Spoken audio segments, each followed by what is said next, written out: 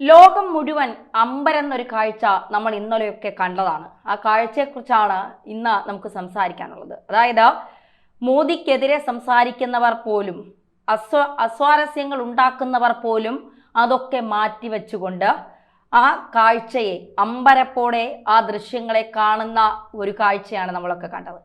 3 പേർ ഒരു ശക്തിയായി ഉയർന്നു വരുന്നു. China, Russia, India. ഇത് നേരത്തെ നമ്മൾ സംസാരിച്ച കാര്യം തന്നെയാണ്. 3 ശക്തികൾ എന്തായാലും ഉയർന്നു വരും.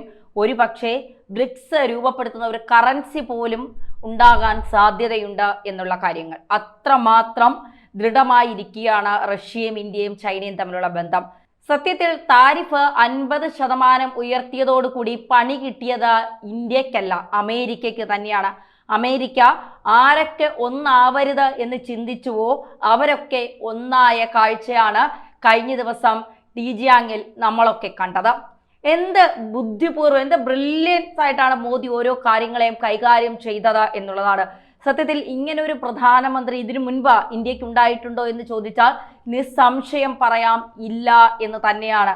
ഓടി നടന്ന് പുടിൻ്റെ കൈ പിടിച്ച് പുടിനെ ഹസ്തദാനം ചെയ്യുകയും ആലിംഗനം ചെയ്യുകയും ചെയ്യുന്ന ഒരു പ്രധാനമന്ത്രി, ഇന്ത്യൻ പ്രധാനമന്ത്രിക്ക് വേണ്ടി 10 മിനിറ്റോളം കാത്തിരിക്കുന്ന റഷ്യൻ പ്രസിഡന്റ്, 45 മിനിറ്റോളമുള്ള വാഹനത്തിനകത്തെ അനൗദ്യോഗികമായ ചർച്ച, അതിനു മുന്നേ ടീജിയാനിൽ നിന്ന് തന്നെയുള്ള ഷാൻഘായി ഉച്ചകോടിയിൽ ഓരോരുത്തരുടെയും കൈപിടിച്ച് ഒരുമിച്ച് ചേർന്ന് നിന്ന 3 പേരും കൂടിയുള്ള സംസാരം, അത് ലോകം മാത്രമല്ല അമേരിക്കയും ഇങ്ങനെ കണ്ണിമ വെട്ടാതെ നോക്കുകയാണ്.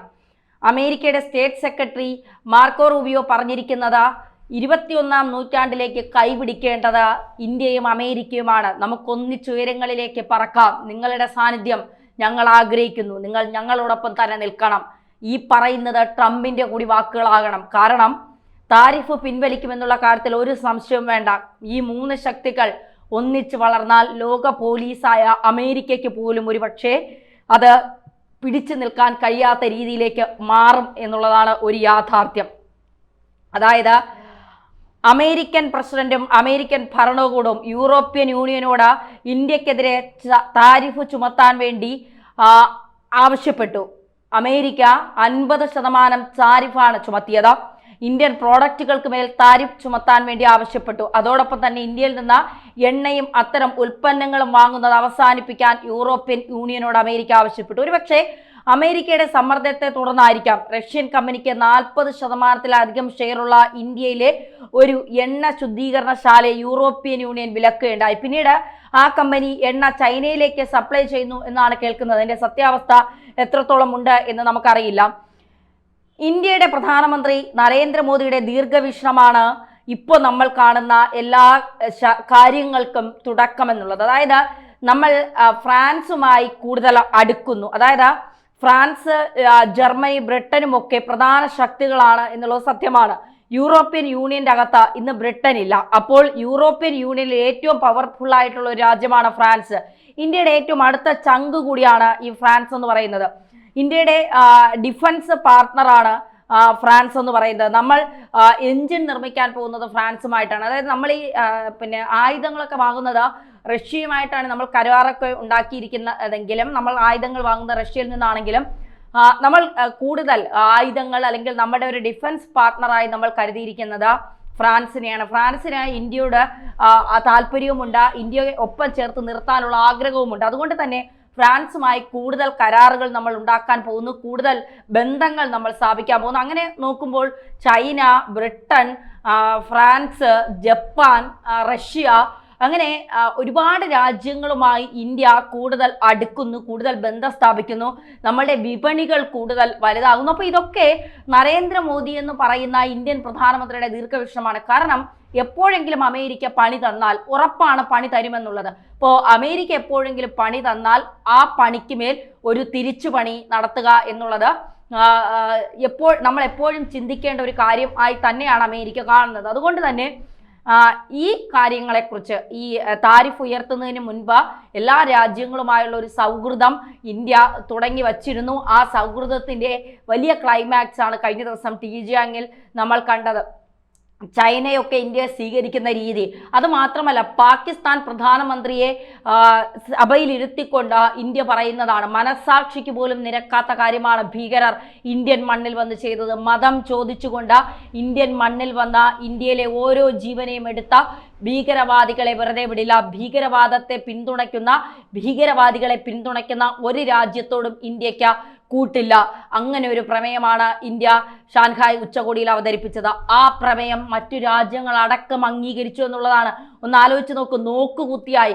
നമ്മളൊക്കെ ഈ ന്യൂജൻ ഭാഷയിൽ പറഞ്ഞാൽ പോസ്റ്റായാണ് അവിടെ ഷഹബാസ് ഷെരീഫ്, പാകിസ്ഥാൻ പ്രധാനമന്ത്രി ഷഹബാസ് ഷെരീഫ് നിന്നത്. ആരാലും ശ്രദ്ധിക്കപ്പെടാതെ, ആരും നോക്കാതെ, ഒരു തരത്തിലുള്ള ബഹുമാനവും കൊടുക്കാതെ ഒരു പാകിസ്ഥാൻ പ്രധാനമന്ത്രി ഇങ്ങനെ നിൽക്കുകയാണ്. കാരണം എന്താണ്? പാകിസ്ഥാൻ എന്ന് പറയുന്നത് ലോകത്തെ മുഴുവൻ അറിയാം, ഭീകരത വളർത്തുന്ന രാജ്യമാണ് പാകിസ്ഥാൻ എന്നുള്ളത്. അവിടെ ഭീകരർക്ക് മാത്രമാണ് വിലയുള്ളൂ എന്നുള്ളതും പാകിസ്ഥാന് നന്നായിട്ടറിയാം. അതുകൊണ്ടാണ് പാകിസ്ഥാൻ ഇത്തരമൊരു നിലപാട് സ്വീകരിക്കുന്നത്. എന്തായാലും ഈ പാകിസ്ഥാന്റെ നിലപാടിനെതിരെ പ്രമേയം ഇന്ത്യ അവതരിപ്പിച്ചപ്പോൾ അതിനെ ഇരു കയ്യും നീട്ടി സ്വീകരിക്കാനാണ് എല്ലാവരും ഉണ്ടായിരുന്നത്.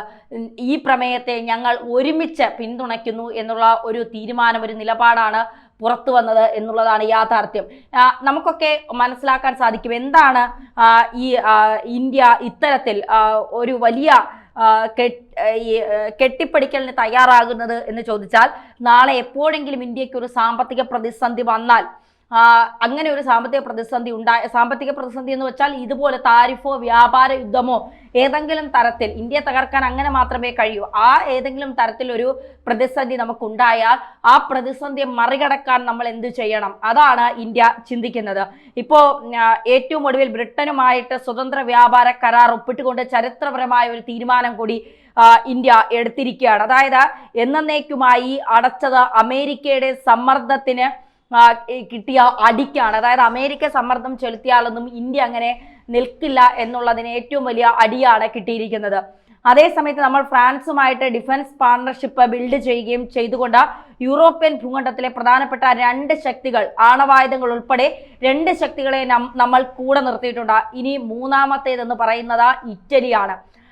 ഇറ്റലി എന്ന രാജ്യം ജോർജിയ മെലോനി ഗവൺമെന്റുമായിട്ട് മികച്ച ബന്ധം കെട്ടിപ്പടുത്തിയതിലൂടെ ഇറ്റലിയിൽ നിന്നുണ്ടാവാൻ സാധ്യതയുള്ള എല്ലാ പ്രഷറുകളും ഇന്ത്യ ഇല്ലാതാക്കി. അതായത് അമേരിക്ക പറഞ്ഞാൽ ഇറ്റലിയും ബ്രിട്ടനും ഒന്നും കേൾക്കാത്ത തരത്തിലേക്ക് ഇന്ത്യയുടെ മേൽക്കോയ്മ, ഇന്ത്യയുടെ ഒരു നിലനിൽപ്പ് അവിടെയൊക്കെ സ്ഥാപിച്ചു കഴിഞ്ഞു എന്നുള്ളതാണ് ഒരു യാഥാർത്ഥ്യം. എന്തായാലും ഇത്തരം ഇന്ത്യയുടെ ഈ നിലപാടുകൾ അത് നമ്മൾ ഒരിക്കലും നമുക്ക് ഇങ്ങനെയൊക്കെ ഒരു പ്രധാനമന്ത്രിക്ക് ദീർഘവീക്ഷണത്തോടെ ചെയ്യാൻ കഴിയുമോ എന്ന് നമ്മൾ ചിന്തിച്ചാൽ തീർച്ചയായിട്ടും ചെയ്യാൻ കഴിയും. അടൽ ബിഹാരി വാജ്പേയിക്ക് ശേഷം ഏറ്റവും ദീർഘവീക്ഷണമായി ഇന്ത്യയെ ഏതൊക്കെ രാജ്യങ്ങളുമായി ഇന്നലെ ഓരോ ഇന്ത്യക്കാരനും അഭിമാനിക്കാൻ പറ്റിയ നിമിഷമായിരുന്നു. ട്രംപ് ഒന്നും വിചാരിച്ചാൽ ഇന്ത്യയെ ഒന്ന് തൊടാൻ പോലും കഴിയില്ല എന്നുള്ളത് മനസ്സിലായില്ല. ഇവിടെ രാഹുൽ ഗാന്ധി തലകുത്തി നിന്നിട്ട് നടക്കാത്തതാണ് ഇനി ട്രംപ് അമേരിക്കയിൽ ഇരുന്ന് കാണിക്കാൻ പോകുന്നത്.